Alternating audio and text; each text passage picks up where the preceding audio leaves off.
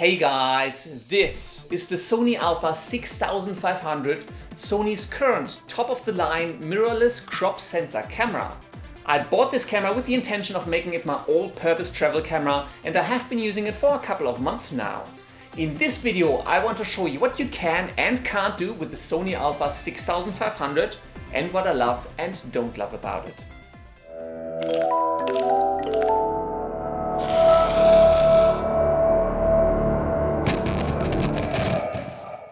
The Sony Alpha 6500 has a compact magnesium alloy body with a size of 12 cm long, 7 cm tall and 5 cm deep. With battery and memory card, but obviously without a lens, it weighs in at approximately 453 grams. Of course, size and weight will change depending on which lens you put in front of the body. I have it here with a 20mm f2.8 prime, but given Sony has a pretty decent selection of great E Mount lenses, you can mix and match to suit your requirements and budget. The Sony Alpha 6500 is equipped with a 24.2 megapixel APS-C type CMOS sensor, allowing you to take some pretty amazing photos both in RAW and/or JPEG formats at a maximum resolution of 6000 by 4000 pixels. Which, quite frankly, is large enough to print a poster. In terms of video, the Alpha 6500 can shoot full 4K video at 3840 by 2160 with a frame rate of 30 frames per second. It can also shoot really nice slow motion video at 120 frames per second in full HD at 1080p. The camera comes with in-body 5-axis image stabilization that will help you shoot sharper images and smoother video, but results can vary depending on what lens you put in front of the body.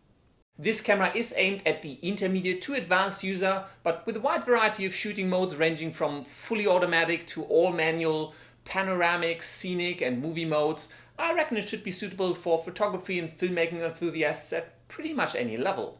At the back of the camera you will find a 7.5 cm TFT LCD touchscreen, and to me personally this screen is one of the biggest weaknesses of the Sony Alpha 6500. For one, it does not flip 180 degrees, which I just cannot understand in this age of vlogging and online video creation. Now the screen does swivel forward approximately 90 degrees and downward about 45 degrees, making it easy to shoot flat lays or getting some super low angle shots, but if you are looking for your next vlogging camera, not being able to see yourself might be a deal breaker. The screen itself is nice and sharp with 921,000 dots. There are different display modes available that you can switch between, either while shooting or when reviewing your photos, to help you get the best shot. However, I found the screen to be pretty reflective and I did struggle to use it properly when shooting outside, especially in bright sunlight. The screen is a touch screen, but the only thing you can actually do with it is touch to focus. Now this does work amazingly well, both for photos and for video, thanks to the impressive 425 face detection autofocus points of the Sony Alpha 6500. However, it is disappointing that Sony didn't make many other, if not all, camera settings accessible directly via this touchscreen. This does become especially noticeable since the only other complaint I really have with the camera is the very unorganized and unorganizable menu system of the Sony Alpha 6500. And unfortunately, the Sony Alpha 6500 does not offer any sort of My Options feature where I can group together the settings that I need to access most frequently. In terms of connectivity, on the side of the Sony Alpha 6500 you will find a micro USB adapter for connecting the camera directly to your computer, a micro HDMI connector for HD output, as well as an input for an external microphone. You can also connect the camera to your phone to transfer your images via Wi-Fi. However, my phone struggled to remain connected to the Wi-Fi network created by the Alpha 6500, and I constantly had to revalidate the security certificate whenever I wanted to transfer some photos. The Sony Alpha 6500, being a mirrorless camera, has a digital viewfinder with 100% field coverage. That means that you will see exactly what will end up on your final photo when you look through it. Personally, as a long-term DSLR user, I'm not a big fan of digital viewfinders in general, but I can guarantee that you won't be disappointed with the viewfinder on this camera. The Sony Alpha 6500 writes to a single SD card that sits in next to the battery. I do recommend though that you get yourself at least a UHS-1 rated memory card to be able to properly capture 4K footage or slow motion. A fast memory card will also come in very handy when you go crazy with the burst mode on this camera. The Alpha 6500 can shoot continuously at 11 frames per second, and with a huge in-memory buffer that can hold up to 307 images, depending on your quality settings, you can technically burst for 27 seconds.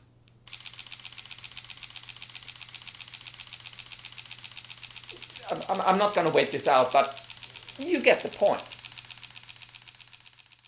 In terms of battery life, a single battery is rated to last you around 300 to 350 shots. From my experience, I would reckon that's probably a little bit less, but that also comes from the fact that you will see the battery drop quite quickly while the LCD screen is turned on.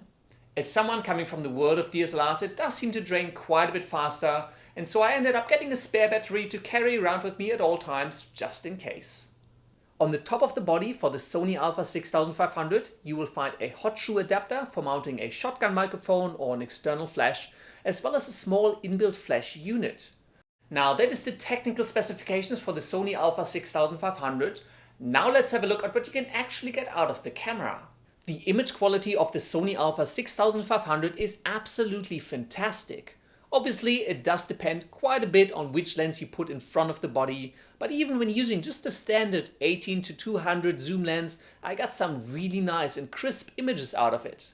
And due to the 24.2 megapixel sensor, there's plenty of room for you to crop into your images and still get a decent sized photo print or Instagram image out of it at the end. Personally, I shoot all of my images in RAW, and the ARW files coming out of the Sony Alpha 6500 give me plenty of headroom to make corrective or creative adjustments in Lightroom that wouldn't be possible when working with JPEG files. Now, I felt it wasn't quite up to par with the flexibility I got from the RAW images coming out of my Canon 5D, but I know that this isn't really a fair comparison for the Sony mirrorless.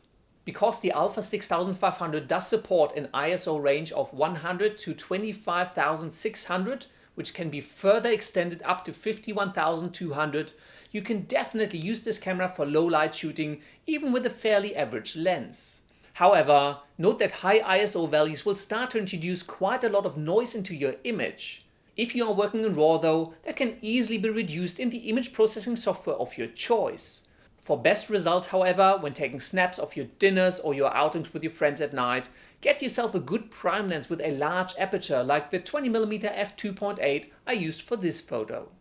The video quality of the Sony Alpha 6500, especially when filming in 4K, blew me away, both in quality and in file size. Depending on your settings, every minute of 4K video you capture can take up to 750 megabytes on your memory card. As a filmmaker, I enjoyed that I was able to capture my video in S-Log. S-Log is a fairly flat color profile that aims to avoid blowing out the highlights or making your dark areas appear black.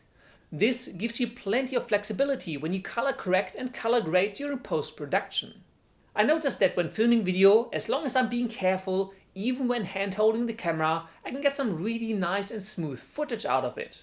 However, when I tried to use the Sony Alpha 6500 for one-handed vlogging, it didn't turn out all that great. Here's why. This is what vlogging looks and sounds like on the Sony Alpha 6500. Personally, I'm not a big fan of using this camera, at least for casual handheld vlogging, for two main reasons. For one, even though I've got a wide angle on the camera and I'm trying to hold it as still as I possibly can, it does feel a little bit shaky, and as I start to walk, you'll notice that it really starts feeling like there's an earthquake going on, even though the video is image stabilized. Secondly, because I can't actually flip the screen 180 degrees, I can't actually see what I'm filming. Audio is decent though. Being an onboard microphone, you will obviously pick up quite a bit of noise all around you, but because the Alpha 6500 does feature a hot shoe adapter, you can actually attach a shotgun microphone like the Rode VideoMic to this camera to greatly up your audio quality. Just for comparison, this is vlogging on the Canon G7X, which is my personal favorite vlogging camera. Audio and video quality are pretty comparable, but the image is much more stable, it's a much smoother ride. Plus, because I can actually flip the screen 180 degrees, I can see what I'm filming. On the other hand, shooting slow motion video at 120 frames per second in full HD on the Sony Alpha 6500 usually comes out looking pretty cool. Now, don't expect those animal documentary style super slow motion shots. Those are usually filmed at frame rates of over 1000 frames per second, but here are a few clips in slow motion filmed on the Sony Alpha 6500.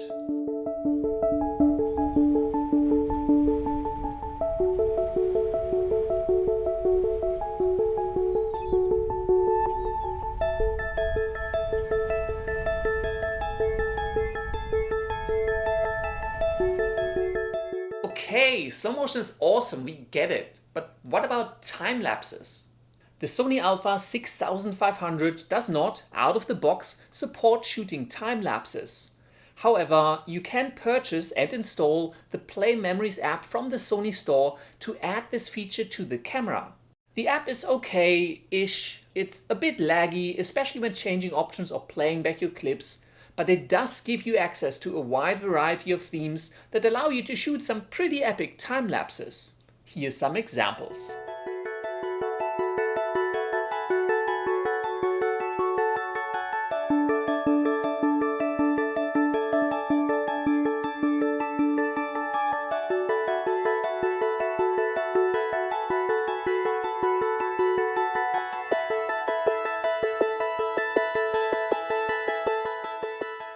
Finally, one of the biggest complaints with earlier versions of the Sony Alpha, as well as some of their other mirrorless cameras, is that they will overheat when filming video and automatically shut down anywhere between 5 to 20 minutes into recording. This issue still exists with the Alpha 6500.